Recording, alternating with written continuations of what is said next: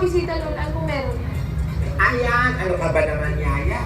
Nangawa ka na yata sa akin sa pagiging ulyanin. Oh, Pasalamat Festival ng Nacarlota City ngayon. Kanina pa nga sila naghihintay, oh. Ayan po. Happy Pasalamat Festival ng Nacarlota City!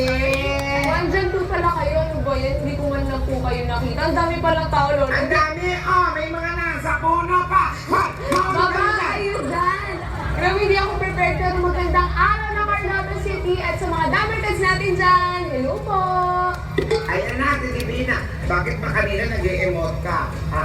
Tungkol na naman yan kay Alden, ano?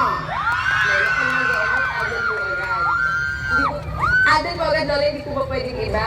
Wow! Bakit? Meron bang iba? Yaya, sa totoo lang, painting ka ba? Painting po? Bakit po painting? Kasi, ang art mo. Lola naman eh. Kaya kasing pabebe.